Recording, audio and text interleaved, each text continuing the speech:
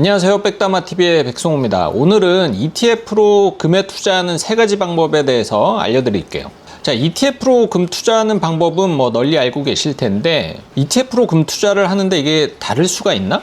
이런 생각을 할 수가 있거든요. 하지만 엄밀히 말하면 조금씩 다릅니다. 크게 보면 이제 카테고리가 세 가지 정도가 되는데 어떤 장단점을 갖고 있는지 좀 살펴보도록 하고요. 또 나에게 맞는 금 투자 방법도 한번 찾아보시길 바라겠습니다. 개인적으로는 사실 수익률이나 뭐 이런 효율성 다 따지지 않고 가장 재밌는 금 투자 방법은 역시나 실물금을 모으는 게 가장 재밌는 것 같아요. 자, 일단 금 가격이 크게 보면 세 가지가 있습니다. 첫 번째는 국제 금 시세죠. 사실 뭐 이게 가장 금 가격의 기준이기도 합니다. 현재 국제 현물금 가격은 대략 1온스당 3,380달러 정도가 되고요. 그리고 선물 가격은 가장 근월물 기준으로 해서 약 3,400달러 정도 됩니다. 모든 금 가격은 사실 이 국제 금 시세를 이제 기준으로 하기는 하는데 국가별로 이제 환율도 다르고 약간의 이제 수요와 공급도 조금은 다를 수가 있기 때문에 사실 미묘한 차이가 발생이 되기는 합니다. 그래서 금 가격 두 번째는 이제 국내 금 시세예요. 어떻게 보면은 대다수의 사람들은 이제 금 가격을 아마 이 가격이다라고 이제 생각을 할 텐데요. 사실 얘는 실물 금을 살 때 기준 가격이 되겠습니다. 그래서 현재 우리나라는 아직까지도 한 돈, 여기에 좀 익숙하잖아요. 정확히는 이제 3.75g인데 현재 내가 살 때 한 돈당 가격이 약 65만 원 내외를 현재 왔다 갔다 하고 있습니다. 그리고 이 65만 원에 포함되어 있는 게 뭐가 있냐면은 부가가치세가 여기에 이제 포함이 되어 있고요. 또 일부 세공비도 포함이 될 수도 있겠죠. 그래서 뭐 사실 한 돈당 가격이 65만 원 내외로 되고 있는데 이거는 사실 표준 가격일 수는 있지만 사실 또 금은방마다 약간은 이 가격이 좀 다를 수가 있어요. 그래서 이것보다 조금 더 저렴하게 금을 매도하는 데도 있을 거고 혹은 조금 더 비싸게 매도하는 데도 있을 겁니다. 하지만 여기서 막 이렇게 크게 벗어나지 는 않겠죠. 참고로 실물금은 팔대 가격이 좀 다르거든요. 현재는 대략 한 54만 원 정도입니다. 그래서 금 투자를 할 때 이 실물금을 하는 거는 재미적인 요소는 가장 좋다라고 보지만 수익성 측면에서는 사실 가장 불리하죠. 살 때 가격이 높고 팔 때 가격이 낮으니까 최소한 금 가격이 20% 정도는 나야 뭔가 이제 좀 수익이 낮구나 이런 느낌을 얻을 수가 있고 또 실물금 같은 경우에는 보관하기가 좀 번거로울 수는 있죠. 물론 대부분은 금을 막 이만큼 갖고 있지는 않기 때문에 불편하지는 않겠지만 금을 막 이만큼 갖고 있는 사람 실제로 있긴 있거든요. 그런 분들은 이제 막 집에 금고 사다 놓고 이렇게 하는데 좀 불안하죠. 도난의 리스크도 있을 거고 화재 리스크도 있을 거니까 어쨌든 이제 투자를 할 때는 오로지 수익성만 본다. 그럴 때는 실물금 투자는 가장 불리한 투자 방법이기는 합니다. 자, 다음으로는 국내 금 시세 두 번째입니다. 얘는 한국거래소죠. KRX 금 시세를 이야기를 합니다. 현재 1g당 가격이 약 15만 원이에요. 얘를 만약에 3.75g 한 돈으로 환산을 하게 되면은 약 56만 6천 원 정도 나오거든요. 그러니까는 아까 보여드린 실물금 가격 대비해서 거의 9만 원 정도 저렴한 거니까 실물금을 투자할 때 얼마나 많은 기타 비용들이 이제 발생되는지를 알 수가 있고 그래서 금에 투자를 할 때는 한국거래소의 이 금 시세를 기준으로 해서 투자를 하시는 게 가장 정확합니다. 자, 이렇게 금 가격이 다양하다라는 것은 그만큼 이 금 ETF도 다양하다라는 것을 의미를 하거든요. 실제로 금 ETF는 이렇게 크게 세 가지로 구분을 할 수가 있어요. 국제 금 시세를 추종하는 거, 국내 금 시세를 추종하는 거, 그리고 조금 특별한 컨셉으로 금에 투자할 수 있는 방법. 첫 번째 국제 금 시세는 또 여기서 두 가지로 나뉩니다. 첫 번째는 이제 파생 상품을 이용을 해서 투자를 하는 방법. 두 번째는 현물에 투자하는 방법인데요. 파생 상품으로 거래하는 금 투자 방법이 가장 먼저 나왔고 그래서 가장 오래됐어요. 그래서 얘 특징은 뭐냐면은 환해지가 된다라는 거. 그래서 환율 변동에 대한 부담이 없다라는 거. 하지만 그로 인해서 금 투자를 하는데 비용이 조금 올라가기도 하고 그리고 선물 투자를 하기 때문에 롤오버를 할 때마다 비용이 수반이 될 수가 있다라는 약점도 갖고 있어요. 그리고 최근에 ETF 투자할 때 ISA랑 연금저축계좌 많이 활용을 하는데 얘는 파생상품 ETF로 구분이 되기 때문에 연금계좌에서 담을 수가 없어요. 그래서 연금저축, IRP에서 금 투자를 하시는 분들은 파생상품형 금 ETF를 담을 수가 없죠.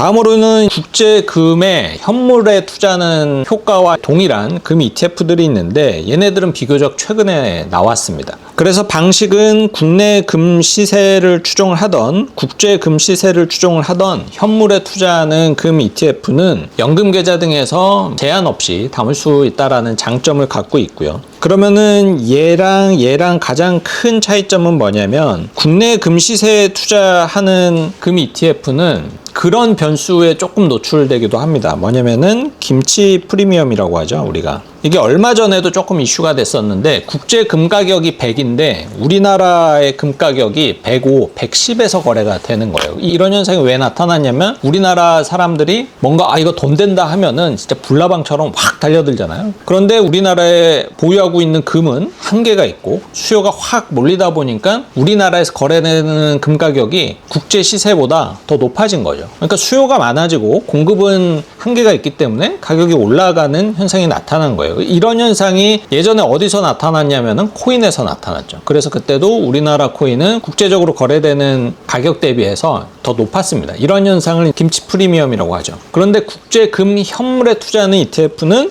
이런 김치 프리미엄에 대한 리스크가 없죠. 김치 프리미엄이 없는 국제금 ETF가 무조건 더 유리한 거 아니냐? 사실은 또 그렇지는 않습니다. 일단 첫 번째, 이 김치 프리미엄 현상이 아주 흔한 현상은 아니에요. 그래서 이거를 뭐 대단한 리스크 요인이다 그렇게 말하기에는 조금 어렵다 그런 부분이 있고, 그리고 국제금 현물에 투자하는 ETF는 운용 보수가 조금 더 비쌉니다. 그게 어쩔 수가 없는 게 우리나라 금 현물에 투자하는 방법은 한국거래소를 이제 활용을 하는 방법인데 국내에서 현물에 투자하는 거는 그냥 현물 사가지고 뭐 창고에 보관한다든지 이런 것들이 비용이 아주 크게 발생이 되지는 않겠는데 국제 현물에 투자를 하는 것은 현실적으로 미국에다가 창고 하나 지어가지고 거기에다가 금 현물을 보관을 하고 또 보안 시스템을 구축을 하고 이런 것들이 현실적으로 불가능하잖아요. 그래서 국제 금 현물에 투자하는 ETF는 지금까지 나오는 ETF는 모두 재간접 ETF입니다. 그러다 보니까 비용적인 측면에서 국내 금 현물에 투자하는 ETF보다는 조금 비용이 비쌀 수밖에 없죠. 자, 그러면은 이 현물에 투자하는 ETF와 파생 상품을 활용한 ETF 중에서는 뭐가 더 유리한가? 얼핏 보면 현물에 투자하는 게 유리할 것 같지만 또 무조건 그렇게 단정 지을 수는 없는 게 현물에 투자하는 ETF는 환율 변동에 다 노출이 되기 때문에 때로는 더 좋을 수도 때로는 더 나쁜 영향을 받을 수가 있어요. 하지만 파생 상품을 활용한 금 ETF는 이 환해지가 되기 때문에 이 환율 변동에 대해서 좀 리스크 관리가 가능하다라는 장점이 있습니다. 이 두 가지를 비교해 보면은 비용적인 측면에서는 이게 가장 유리할 수 있고, 비용적인 측면에서는 아무래도 파생 상품명 ETF가 실비용까지 다 고려한다라면 가장 불리할 수 있겠지만 상황에 따라서 이거는 유불리가 또 달라지는 거라서 무조건 뭐 이게 좋다 저게 나쁘다 이렇게 단정 지을 수는 없습니다. 자, 그리고 마지막으로 좀 특별한 컨셉의 금 관련 ETF 뭐가 있냐면은 이제 뭔가 좀 이제 혼합된 것들이 있어요. 금뿐만 아니라 금과 은을 섞어서 함께 그 가격의 평균을 쫓아가는 ETF도 있고, 얼마 전에 금을 기초자산으로 하는 커버드콜 ETF도 나왔습니다. 그리고 여기까지는 실제로 어떤 특정 금 가격을 추종하는 ETF들인데 어떤 ETF는 이 금 관련된 기업들 있죠. 뭐 채굴을 한다든지 금 제품을 만들어낸다든지 그러한 기업들에 이제 투자를 하는 ETF도 금 관련 ETF로 구분을 할 수가 있어요. 그러면 구체적으로 보면 국제 금 시세를 추종하는 ETF 대표적으로 코덱스 골드 선물과 타이거 골드 선물이 파생 상품 ETF고 두 가지 다 환해지가 됩니다. 그리고 얼마 전에 상장한 코덱스 금 액티브와 소울의 국제 금 ETF 얘네는 국제 금 현물을 따라가는 ETF예요. 그리고 국내 금 시세는 에이스의 KRX 금 현물 ETF가 가장 오래됐고 얼마 전에 똑같은 컨셉의 ETF를 타이거에서 만들었습니다. 그래서 그동안에는 우리나라의 금 현물에 투자하는 ETF가 에이스의 이 KRX 금 현물이 유일무이했거든요. 파생 상품형 다음으로 오래되기도 했고, 그래서 얘만 그동안에 이제 연금 계좌에서 활용할 수가 있었는데 타이거가 똑같이 금 현물을 내놓게 되면서 이건 약간 이제 비하인드 스토리인데 운용 보수를 좀 낮게 설정을 했죠. 그로 인해서 에이스도 가만히 있을 수는 없잖아요. 그래서 에이스도 운용보수를 어쩔 수 없이